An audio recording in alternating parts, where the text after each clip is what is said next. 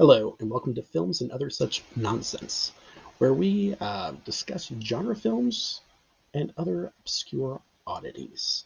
Today we're going to be talking about Alex Cox's 1987 film, Straight to Hell.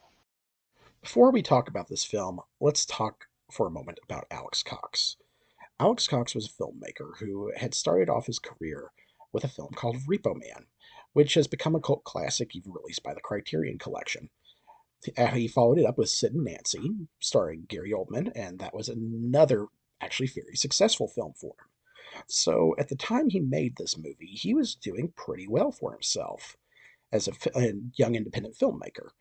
Uh, Straight to Hell, though, was essentially, how do I phrase this? He made this movie to get a bunch of his musician buddies together and was originally going to do a concert, but he found out it was cheaper to get financing for a film. Yeah, yeah. So he made this film with a bunch of musicians, very talented musicians for the most part, but they are not actors. And it shows. Oh God, does it show. Now, this part is important. Just make sure you understand how weird this movie is before we fully go down this rabbit hole. Cox says in the commentary for the film that he wrote the screenplay in 3 days. 3 days. Now, in theory, one could make a masterpiece of a screenplay in 3 days. This is not theory, though. This is an actual film, and it is not a masterpiece. What it is one of the strangest oddities of a film I've ever seen. It's a throwback to a genre that doesn't really exist. It starts off as a modern day crime drama. It becomes a Western, but still modern day, but complete with your, like, city of outlaws and bandits looking for treasure. And then it just keeps going. Now, when I say this movie gets weird, that is an understatement to the extreme. It features characters who are addicts to coffee. And when I say this, I mean like full on drug addicts. But the film does this kind of amazing thing in that in this like town of outlaws, there's a waiter. And he's dressed as like your classic waiter. And he just follows people around with a tray and coffee. And they'll be in the middle of a shootout, and you'll just see him in the background. And occasionally you'll see people holding like a coffee cup while they're shooting.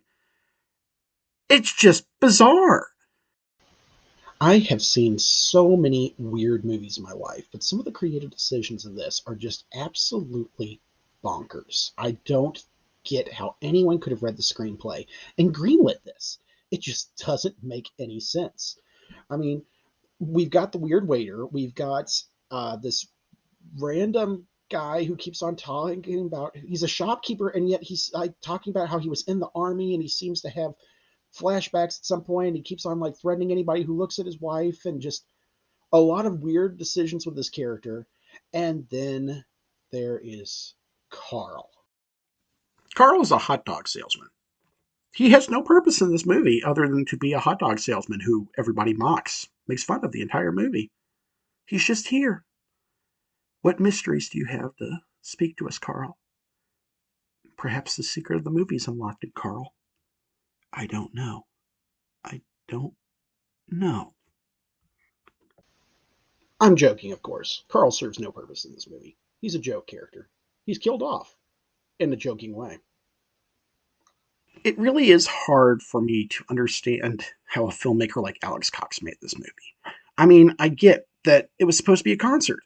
There's a reason that this movie exists, but I don't understand how it exists. I mean, someone had to have faith in this project. And my only guess is that it's because of who it starred. I mean, he's got Joe Strummer from The Clash in it, and he is really, though, the only one of these musicians who acts very well.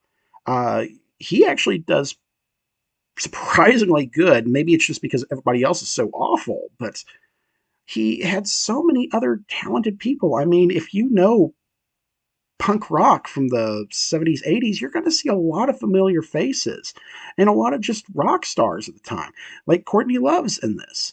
And they're all terrible. I can only imagine that someone had to have had a lot of faith in this film other than Cox. It's got cameos by a lot of fairly famous people. Jim Jarmusch, of all people, is actually a like mob boss in it. Um, and if you don't know who Jim Jarmusch is, that is another like cinematic rabbit hole to dive down. Although it's a lot more successful of a story, but I can only imagine that the people who had faith in this, I mean, their faith was rather unfounded. This is not a very good movie. Uh, that said, it is well worth a watch. This is not one of those stories where I'm going to end it by going, oh, this movie is awful, don't watch it. No, check this movie out because it is the most bonkers failure you will ever see. I do not say this lightly, but this movie is insane. And it's not in a good way, but it is in a fascinating way because we actually have a good filmmaker. I mean, his films were all very cult film. That's all there is to it. That's what he always set out to make, and that is what he made.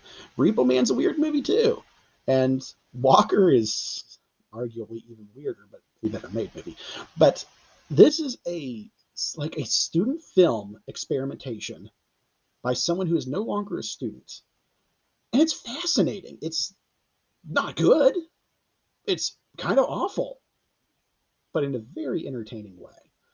So, end results. If you ever see this movie, check it out. Just don't go in expecting anything good.